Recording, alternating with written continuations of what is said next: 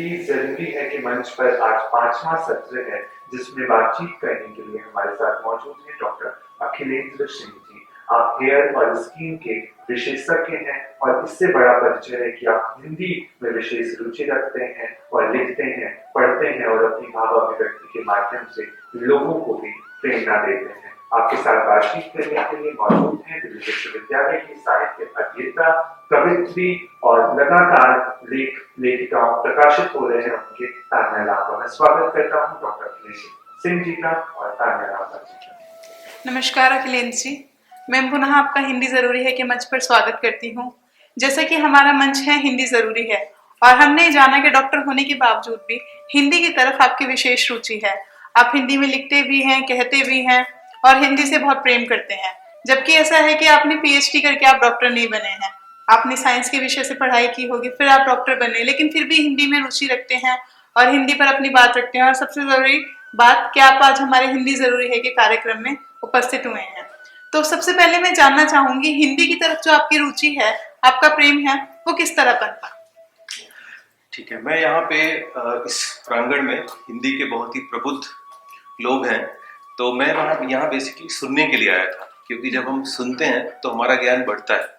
जब हम बोलते हैं तो केवल अपने ज्ञान को दोहराते हैं। तो अभी ममता कालिया जी गई, जो कि बहुत ही फेमस राइटर हैं, उनको सुना और उन्होंने इलाहाबाद के बारे में बताया। तो मूलतः मैं प्रयागराज में ही पैदा हुआ हूँ, लेकिन पापा की ट्रांसफरेबल जॉब थी, तो मेरी पढ़ाई ज्यादातर मिर्जापुर में हुई। ये मिर्जापुर वही है जो अभी सीरीज में आया था और माशाल्लाह तब फूलन देवी वहाँ की एमपी थी, तो जैसा दिखाया गया लगभग वैसा ही था मिर्जापुर। मैं आपको ये बताता हूँ, जैसे आपने देखा जब मुझे यहाँ बुलाया गया और मैंने ये शीर्षक देखा हिंदी जरूरी है, तो मुझे थोड़ा सा आघात सा लगा कि हिंदुस्तान में हिंदी जरूरी है, इस पे संगोष्ठी करानी पड़ रही है। ऐसा हुआ क्यों? क्योंकि ऐसा मैं आपको 2-3 बातें बताता हूँ, इसमें काल्पनिक कुछ नहीं है, ये मेरे जीवन का जो है वो अनुभव है। जैसे पिक्चर शुरू होती है ना, तो लिखा रहता है कि सब काल्पनिक है, यहाँ पे सब कुछ रियल है। मैं हाई स्कूल में 10th क्लास में मेरा हिंदी में सबसे ज्यादा मार्क्स था यूपी में, और जब वो सबसे ज्यादा मार्क्स हिंदी में आया, मैथ में नहीं था, साइंस में नहीं था, हिंदी में था और इंग्लिश लिटरेचर में भी था, यानी कि लिटरेचर के सब्जेक्ट्स में था। तो जो मेरे हिंदी के अध्यापक आए वो मुझे उतने खुश नहीं लगे। मुझे लगा कि मेरा उत्तर प्रदेश में सबसे ज्यादा नंबर आया तो इनको ज्यादा खुशी होगी। वो बोले बेटा बड़ा अच्छा है, हिंदी में बड़े नंबर आए, बट मैथ साइंस में थोड़ा कम आए। तो आप समझ लीजिए कि जो हिंदी के अध्यापक हैं उनको भी थोड़ा सा ये कम लगा। दूसरा उदाहरण मैं आपको बताता हूँ, मेरा एक मित्र है, ब्यूरोक्रेसी में है, आईएएस है, बिहार का रहने वाला है और एक नॉर्थ इंडिया के कैडर में पोस्टेड है। तो मैंने उनका ट्रांसप्लांट किया, दोस्ती और बढ़ी। तो उन्होंने एक बात बताई मुझे, एकदम सत्य घटना है। उन्होंने बताया कि मुझे एक स्कूल में चीफ गेस्ट बुलाया गया और कलेक्टर थे वहां पे, चीफ गेस्ट बुलाया गया। तो जो प्रिंसिपल साहिबा थी उन्होंने इंग्लिश में बोला, तो इनको भी लगा कि मैं भी इंग्लिश में ही बोलता हूँ, और जब उन्होंने बोला तो थोड़ा सा वहां पे अटक गए और थोड़ा सा मतलब प्रॉब्लम हुई उनको, और उनको काफी बुरा फील हुआ। तो ये कह रहे थे यार आप बड़ी अच्छी इंग्लिश बोल लेते हो डॉक्टर साहब, और हम तो बिहार से थे, दिल्ली से पढ़ाई की और फिर सारा कुछ हिंदी में था तो नहीं बोल पाया। तो मैंने बोला ये बताओ कि आपको चीफ गेस्ट क्यों बुलाया गया था? आपको चीफ गेस्ट इसलिए बुलाया गया था क्योंकि आप आईएएस हो, जिले के कलेक्टर हो, तो आप गए होते और आप हिंदी में बोले होते, आपको हिंदी अच्छे से आती है, आप हिंदी में अपनी अभिव्यक्ति किए होते, तो सामने अगर किसी को नहीं समझ में आई, पहली बात तो सबको समझ में आनी चाहिए, हिंदुस्तान है, लेकिन अगर किसी को नहीं समझ में आई तो उसकी समस्या है, ये आपकी समस्या नहीं है। ये 2 बातें। और तीसरी बात मेरी खुद की है। अक्टूबर 2018 में मैं यूएस गया हुआ था, लॉस एंजलिस में। तो हमारी एक संगोष्ठी होती है, जैसे ये संगोष्ठी, उसमें सब डॉक्टर आते हैं, दुनिया भर के हेयर ट्रांसप्लांट सर्जन। अक्टूबर में होती है, इस साल भी पुर्तगाल में है, बट मैं गया नहीं क्योंकि कोरोना का टाइम चल रहा है। तो वहां पे जब मैंने प्रेजेंटेशन किया, कुछ 15 मिनट का प्रेजेंटेशन होता है कि हेयर ट्रांसप्लांट में मैंने क्या क्या काम किया है, थोड़ा सीखने जाते हो, थोड़ा सिखाने जाते हो। तो उसके बाद जब मैं नीचे उतरा तो एक जर्मनी के डॉक्टर आए। जर्मनी के लोगों की हाइट बहुत ज्यादा होती है, गोरे होते हैं, तो कुछ 6.5 फीट के थे, और तो बाय नेचर मुझे ये लगेगा कि इंग्लिश तो इनको आती ही होगी। तो उन्होंने मुझसे धीरे धीरे हिंदी में पूछा, इंग्लिश में पूछा कि doctor at your age how many surgery you have done and how perfect you are, how it happens. तो इंग्लिश बड़ी टूटी फूटी थी, तो मुझे थोड़ा अजीब लगा, और फिर मैंने उसका जब रिप्लाई किया तो वो बीच में मुझे रोक के बोलते हैं हाथ जोड़ के, बिकॉज उनको पता था कि मैं इंडिया से हूँ और यहाँ पे, तो उन्होंने बोला कि my English is not that good, your English is very good and you speak very very fast, तो प्लीज स्पीक स्लोली। तो मुझे ये लगा कि मैं प्रयागराज का हूँ, मिर्जापुर में पढ़ा हूँ, और मैं हिंदी में सोच के इंग्लिश में ट्रांसलेट करके इनको बोल रहा हूँ, फिर भी ये बोल रहे हैं कि मेरी इंग्लिश इतनी अच्छी हो, मैं इतना तेज बोल रहा हूँ। और इनको इस बात का कोई प्रॉब्लम नहीं है, यानी कि जर्मन को इस बात की कोई प्रॉब्लम नहीं है कि उसको इंग्लिश अच्छी आती है कि नहीं आती है, स्पेनिश को इस बात की कोई प्रॉब्लम नहीं है कि उसको आती है कि नहीं आती, चीनी को इस बात की कोई प्रॉब्लम नहीं है कि उसको इंग्लिश आती है कि नहीं आती, लेकिन हमें इस बात की बहुत प्रॉब्लम है कि हमें इंग्लिश अच्छी आती है या नहीं आती है। तो ये चीज जो है ये बदलनी चाहिए, ये मेरे हिसाब से ये चीज सही नहीं है। देखिए भाषा की अगर आप बात करें, ठीक है, तो हमारी भाषा कितनी प्रबुद्ध है आप देखिए। जैसे अगर हम उनके लिए क्या है, सिस्टर इन लॉ, भाभी भी उसमें हो गए, साली भी उसमें हो गए, अंकल बोल दिए, चाचा, मामा, ताऊ, मामा, सब कोई उसमें हो गया, पड़ोसी अंकल, सब उन्होंने to and fro, here and there, सब कुछ उस अंकल में आ गया। तो ये कैसी भाषा है ना। हमारे यहाँ भाभी का क्या मतलब होता है, आपने देखा होगा किष्किंधा में, आप तो हिंदी के काफी वो जानकार हो, तो जब भगवान राम ने लक्ष्मण से पूछा कि ये गहने हैं, तो इसमें भाभी माँ के कौन से गहने हैं, तो उन्होंने यही बोला कि ना हम जानामि कुंडले, ना हम जानामि कुंडले, माता के कुंडल मुझे पता नहीं, ना हम जानामि केवरे, माता के बाजूबंद मुझे पता नहीं, नुपुरे तो भी जानामि नित्यम पादाभि वंदनाथ, मैं उनके पैर की बिछिया पहचानता हूँ क्योंकि मैं रोज उनके पैरों के दर्शन करता हूँ। ठीक है, तो ये जो रिलेशन है, तो ये जो रिलेशन है ये भाभी का है ना। और साली का दूसरा है, कभी और डिस्कस कर लेंगे, लेकिन ये में कितना अंतर है, और उनके लिए एक ही है, लॉ लगाने के बाद भी, सिस्टर इन लॉ बोलने के बाद भी कुछ पता नहीं चला। तो हमारी भाषा बहुत प्रबुद्ध है। अगर किसी को इसमें आना है, जैसे एक बात थी, जब पारसी हिंदुस्तान में आए तो ये गुजरात के राजा के पास गए, तो गुजरात के राजा ने कहा भाषा एक दूसरे की आती नहीं थी, तो उन्होंने बताया कि भाई हमारी जनसंख्या तो बहुत ज्यादा है, माशाल्लाह हमारी जनसंख्या शुरू से ज्यादा रही है, तो हम आपको कैसे जगह दें, कैसे आपके लिए करें। तो उन्होंने क्या किया, उन्होंने दूध में चीनी मिलाई पारसियों ने, और हम बोले कि ऐसे ही हैं, शक्कर की तरह घुल जाएंगे और आपको मीठा कर देंगे। तो अगर आप हमारे लिए आना चाहते हैं, हमें मीठा करना चाहते हैं, आपका स्वागत है, लेकिन आप आके ये बताएं कि नहीं आप ही अच्छे हैं। मैं ये नहीं कह रहा हूँ कि हिंदी सबसे अच्छी भाषा है, मैं ये भी नहीं कह रहा हूँ कि हिंदी सबसे प्रबुद्ध भाषा नहीं है, मैं ये कह रहा हूँ कि हिंदी हमारा मान है, हिंदी हमारी संस्कृति है, हिंदी हमारी माँ है, और इंग्लिश भी जरूरी है, ये होना चाहिए। जी बिल्कुल, भारत में रहते हुए हमें इसकी जरूरत नहीं पड़नी चाहिए, लेकिन आज की जो स्थिति है, जो भारतीय हैं वो कुछ इंग्लिश सोचकर क्या सोचते हैं, वो इंग्लिश बोलकर अपने आत्मसम्मान की रक्षा करते हैं। अगर हमें इंग्लिश नहीं आती है तो हमारा लोगों के बीच में बैठना व्यर्थ है। खैर, इसी के साथ हमारा एक दूसरा प्रश्न आपसे है, जैसे कि आपकी हिंदी की और विशेष रुचि है, और सबसे ज्यादा मैं हैरान हुई जो अभी आपने वो किष्किंधा वाला 2-4 आपने वो पंक्तियां कही, बहुत ही खूबसूरत थी और बहुत ही अच्छा मतलब था, हम सभी बहुत प्रभावित हुए। तो आप हिंदी में लिखते भी हैं? हाँ, कभी थोड़ा बहुत लिख लेता हूँ। हाँ, तो ये सब मुक्तक और ये कुछ प्रेम की बातें, कुछ कभी ये प्रेम से रिलेटेड है, प्रेम की भावना है, और शीर्षक इसका है, तुम वाकई इतनी अच्छी हो या बस मुझे लगती हो। ठीक है, वाह। तो शीर्षक से ये काम बन गया। आगे बढ़ते बहुत अच्छी होगी, आप सुनाइए, उत्सुक हैं। राइट, तो 4-6 लाइनें हैं, 8-10 लाइनें हैं एक्चुअली। तो तुम वाकई इतनी अच्छी हो या बस मुझे लगती हो, तुम्हारी यादों की चादर ओढ़ के मैं जब भी सोता हूँ तो नींद के सिरहाने से कुछ ख्वाब आते हैं, उन ख्वाबों से तुम्हें चुराकर मैं गजलें लिखा करता हूँ, उन गीत गजल की दुनिया में अक्स तुम्हारा पढ़ता हूँ। मेरे क्लिनिक का नाम भी अक्स है, तो उन गीत गजल की दुनिया में अक्स तुम्हारा पढ़ता हूँ, तो क्या तुम वाकई इतनी अच्छी हो या बस मुझे लगती हो। यूं तो बारिश में घंटों तुम्हें सोचना बहुत अच्छा लगता है, हाँ ये और बात है कि मैं जानता हूं कि तुम मेरे साथ कभी भीगोगी नहीं। तुम्हारी याद बहुत आती है या तुम्हें याद बहुत करता हूं, नजरें पूछती हैं यार उसमें ऐसा खास क्या है, ऐसा उसमें खास क्या है, मैं बस मुस्कुराता हूं, नजरें झुकाता हूं, कुछ कह नहीं पाता हूं। अब पता नहीं तुम वाकई इतनी अच्छी हो या बस मुझे लगती हो। लास्ट की 2 पंक्तियां, यूं तो तुमसे बात करने के लिए तुम्हारी जरूरत नहीं रही, पर आओ कभी एक उम्र निकाल कर कुछ गुफ्तगू करनी है। मुझे भी पता है कि तुम आ नहीं पाओगी, तो बस इतनी पास रहा करो कि साथ न हो तो भी दूरी न लगे। वक्त के साथ साथ इंसान, जज्बात, तकलीफ, यहाँ तक कि खुदा भी बदल जाता है।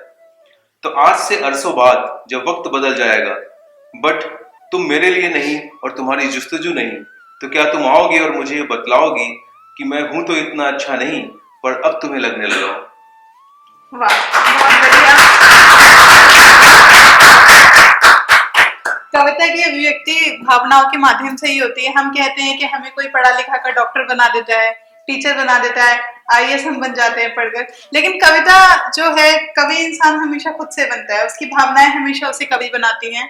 वो हमें कोई कवि बना नहीं सकता, सिखा नहीं सकता। तो अब जैसे आपका हिंदी की ओर झुकाव रहा, तो आपने सिर्फ ये भाषा की ओर रहा या फिर आपने लिटरेचर, साहित्य भी पढ़ा है? साहित्य में किसी एक विशेष लेखक को? नहीं, मैंने ऐसे किसी विशेष लेखक को तो नहीं पढ़ा है, क्योंकि मेरी जो अपनी पुस्तकें थी वो इतनी ज्यादा थी कि उसको कुछ 18 सब्जेक्ट होते हैं एमबीबीएस में, तो हाँ, मैं उसका समय तो नहीं मिला।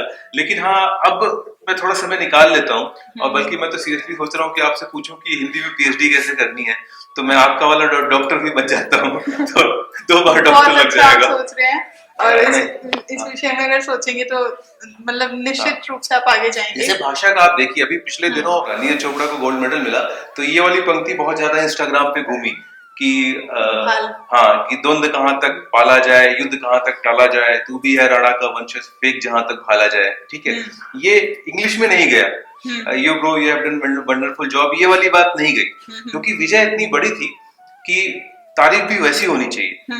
तो अगर ये जो, जैसे हरिशंकर परसाई जी ने लिखा है कि अगर आपको हिंदी के दिन वाली तो बात नहीं कर रहा हूं मैं, कि अगर आपको साहित्य के बारे में बोलना है, ज्ञान के साहित्य के बारे में बोलना है, तो आप किसी भी भाषा में बोल सकते हो। आप इंग्लिश पढ़ सकते हो, उसके साहित्य को समझ सकते हो, तो ज्ञान का साहित्य तो किसी भी भाषा में हो सकता है। लेकिन अगर आपको रस का साहित्य करना है, तो वो आपकी आत्मा की भाषा में होना चाहिए, वो आपकी मातृभाषा में ही हो पाता है। तो ये चीज है, तो इसलिए हम इतने गौरवान्वित थे कि हमने उसमें हिंदी की ही ये सारी चीजें की। तो ये मुझे लगता है कि होना चाहिए, इंग्लिश आनी चाहिए, बहुत जरूरी है। क्योंकि जैसे मैं यूरोप जाता हूँ, मैं लंदन जाता हूँ, मैं यूएस जाता हूँ, तो वहां पे ऑब्वियसली हिंदी नहीं आती लोगों को, तो वहां जब कम्युनिकेशन होगा तो वो इंग्लिश में ही होगा, वो हिंदी में नहीं हो पाएगा। इवन चाइना आप जाइए, तो चाइना में तो लोगों को बिल्कुल इंग्लिश भी बहुत कम आती है। वहां एयरपोर्ट पे यहाँ लिखा रहता है आई नो इंग्लिश, कुछ ही लोगों को थोड़ी बहुत आती है, टूटी फूटी। बट मैंने ये देखा है कि उनको इस बात से कोई गुरेज नहीं है, कोई तकलीफ नहीं है, क्योंकि उनको लगता है कि उनकी जो संस्कृति है, उनकी भाषा है, वो सबसे अच्छी है। और कहीं ना कहीं हमारे हिंदुस्तान में भी ये चीज काफी लोगों को महसूस होती है कि अगर इंग्लिश उतनी अच्छी नहीं आती तो आप उतना अच्छा परफॉर्म नहीं कर पाओगे। ये भाषा केवल कनेक्ट के लिए है। मैं आपको बताता हूँ, मेरा एक पेशेंट है, एम्स्टर्डम में रहता है, उसका नाम है सारंग। तो सारंग आया कंसल्टेशन के लिए, ट्रांसप्लांट के लिए, तो मैंने नाम पूछा, उसने बोला सारंग। फिर वो मुस्कुरा के कहता है कि सर बहुत कम लोग इसका मतलब जानते हैं, थोड़ा अलग सा नाम है मेरा। तो मैंने बोला उसको, देखो सारंग धनुधारी भगवान श्री राम भुवन भय दूर करो। तो बोला सर आपको तो मतलब क्या, आपको तो पूरी चौपाई याद है, ठीक है, अब तो मैं आपसे ही ट्रांसप्लांट कराऊंगा। तो मैंने उसको बोला कि भाई ये मुझे पता है, इसका ये मतलब थोड़ी कि मैं अच्छी सर्जरी करता हूँ, तो सर्जरी भी तो सुन ले क्या करता हूँ। तो बोला नहीं सर, अगर आपको ये इतना अगर ये पता है, जो कि किसी को नहीं पता था आज तक, मैं 25-26 साल का हो गया, तो आपको तो सर्जरी तो आती ही होगी। तो बेसिकली ये हुआ क्या, इससे कनेक्ट हुआ, ये चाहे इंग्लिश माध्यम से हो चाहे हिंदी माध्यम से हो, वो कनेक्ट होना चाहिए जी। इसी के साथ आपने बहुत अच्छी बातचीत आपसे हो रही है, और बहुत मुझे ऐसा लग रहा है कि हम सब बहुत लाभान्वित हो रहे हैं इससे। जैसे कि आपने बताया कि हिंदी के साथ इंग्लिश भी जरूरी है, तो आपको पता होगा हर साल 14 सितंबर के दिन हम सभी हिंदी दिवस मनाते हैं, तो आपका हिंदी दिवस पर क्या कहना है? हिंदी दिवस पे ये कहना है, मैं फिर परसाई जी को कोट करूंगा कि हिंदी दिवस के दिन सारे हिंदी बोलने वालों से कहते हैं कि हिंदी में बोला करो। मेरे पूरे सवाल का इस एक लाइन ने, हरिशंकर परसाई जी की इस लाइन ने पूरा जवाब दे दिया कि हिंदी बोलने वालों से कहते हैं हिंदी दिवस के दिन के हिंदी में बोला करो। उनका हास्य रस बहुत कमाल का है। आप देखिए, उन्होंने उसमें बोला था कि बेटा बाघ की तरह बनने की कोशिश करता है, और जब वो चतुराई में नहीं बन पाता तो फिर वो बेवकूफी में बनना शुरू कर देता है। तो मुझे ये लाइन बहुत बहुत अच्छी लगी, मैंने बार बार पढ़ी, मतलब समझ में तो मुझे एक बार में भी आ गई थी, बट मैंने बार बार पढ़ी, तो उनका जो व्यंग है वो बहुत ही अच्छा है। हाँ, ऐसा होता है, जो लेखक हमें अच्छे लगते हैं उनकी रचनाओं को हम बार बार पढ़ते हैं जब हम उन्हें बहुत ज्यादा करीब जैसे से आप देखिए महसूस प्रेम करते में हैं। त्रिलोचन जी कहते हैं कि मैं बात तुमसे करता हूँ यही मेरी कविता है, बस हो गया, एक लाइन में सारा हो गया। तो हाँ। ये जो है ये बहुत बहुत दिल से आता है। ये नहीं पता कि इंग्लिश में ऐसा नहीं होगा, चाइनीज में ऐसा नहीं होगा, या स्पेनिश में ऐसा नहीं होगा। बहुत सारी ऐसी लैंग्वेज में पर ऐसे ऐसे पेशेंट आते हैं कि मुझे गूगल करके देखना पड़ता है चाहिए कहाँ है। एक पेशेंट आया डोमिनिकन रिपब्लिक से, तो मैंने चेक किया, अच्छा ये यहाँ पे यहाँ स्पेनिश बोली जाती है। तो इंग्लिश तो ऑब्वियसली उसको बहुत कम आती थी, बट किसी तरह से ट्रांसलेट कर लेते हैं। हाँ, अच्छा अखिलेंद्र जी, आप अपना जो काम कर रहे हैं देश विदेशों तक कर रहे हैं, तो भाषा के रूप में आप क्या देखते हैं? बाहर वाले लोगों के साथ किस तरह की समस्या आपको होती है? आपको नहीं होती है, लेकिन लोगों के साथ ऐसा होता है कभी कि हिंदी को लेके भाषा पे कुछ वो होता हो क्या? देखिए अब जो बहुत ही ज्यादा बाहर के लोग आ रहे हैं, जैसे हम्म। वो मैंने अभी डोमिनिकन रिपब्लिक की बात की, तो वो लड़का आया था, तो जो टीवी चल रही थी हमारे ओटी में टीवी है, तो वो चल रही थी, तो मोदी जी उस पे आए, ठीक है, तो बहुत खुश हो गया। ये 2014 की बात है, तो मोदी जी नए नए प्रधानमंत्री बने थे, वो बहुत खुश हो गए। वो बोले कि योर लीडर। मैंने कहा हाँ, इतना ही उसको इंग्लिश आती थी, इतना ही बोल पाता, तो मैंने कहा हाँ आवर लीडर। तो तो मैंने बोला कि क्या जानते हो आप इनके बारे में, इंग्लिश में उसको समझा के बताया। तो वो बोले कि probably is the best leader in the world. अब आप देखिए मोदी जी ज्यादातर हिंदी बोलते हैं, डोमिनिकन रिपब्लिक वाले को इंडिया से कोई लेना देना नहीं है, ना हमारी कोई दोस्ती है, ना हमारी कोई दुश्मनी है, ठीक है। वो बस अपने दोस्त के साथ आया था, दोस्त को ट्रांसप्लांट कराना था, तो वो भी ट्रांसप्लांट कराने आ गए। बाल उसके एकदम घुंघराले थे, क्योंकि वेस्ट इंडीज के पास है वो जगह, तो वेस्ट इंडीज वालों की तरह उसके बाल थे। और बहुत ही मुश्किल होता है वो सर्जरी करना, क्योंकि आधा मतलब डबल टाइम लगता है वो ऐसे कर्ली बालों में सर्जरी करना, वेरी वेरी डिफिकल्ट। तो वो आया, लेकिन अब मोदी जी तो हिंदी में ही ज्यादा बोलते हैं, उसको ट्रांसलेट करके यूएन में जब वो अध्यक्षता कर रहे होते हैं, तो यूएन के लोग उसको ट्रांसलेट करके अपनी भाषा में समझते हैं। हम जिस जिस शहर में अभी कर रहे हैं, नोएडा में, यहाँ के भी जो प्रधान सेवक हैं योगी जी, वो भी हिंदी में बोलते हैं। तो बात ये नहीं कि आप किस भाषा में बोलते हो, बात ये है कि आप क्या बोलते हो। क्या बोलते हो? बिल्कुल सही बात है। भाषा भाषा से ज्यादा भावनाएं महत्व रखती हैं। तो आपसे बहुत ही अच्छी बातचीत हुई और इस बातचीत से बहुत लाभान्वित हुए। सबसे ज्यादा मेरे लिए यही महत्वपूर्ण था कि आपने अपना समय निकाला और हमारे हिंदी जरूरी है कार्यक्रम को अपना समय दिया और हिंदी पर इतनी बातचीत हमसे की, हिंदी के महत्व को हमारे साथ साझा करने की कोशिश की। आपका पुनः धन्यवाद। हिंदी को लेकर, चूंकि चिकित्सा पेशे से हैं आप और फिर भी हिंदी से मेडिकल के स्टूडेंट में और इंजीनियरिंग के स्टूडेंट में हम देखते हैं कि साहित्य उस तरह से नहीं पहुंच पाया है जिस तरह से शायद पहुंचना चाहिए था। बार बार ऐसे मंचों की जरूरत पड़ती है, जिस तरह का मंच अभी हिंदी जरूरी है, और भी ऐसे बहुत सारे मंचों की हर विधा के लोगों तक साहित्य और कला पहुंचे। केवल विशेष विभाग, केवल हिंदी विभाग तक को जरूरत नहीं है हिंदी पढ़ने समझने की, विभागों से बाहर भी चीजें निकलें। और चिकित्सा पेशे से हैं आप, फिर भी हिंदी के प्रति जो आपका प्रेम है, मुझे बहुत अच्छा लगा आप दोनों की बात सुनकर, और बहुत सारे प्रसंगों के माध्यम से आपने अपनी बातों को कहने का प्रयास नहीं किया, आप सफल भी उसमें रहे। मुझे बहुत अच्छा लगा आप दोनों को सुन के। बहुत बहुत धन्यवाद इस मंच पर आने।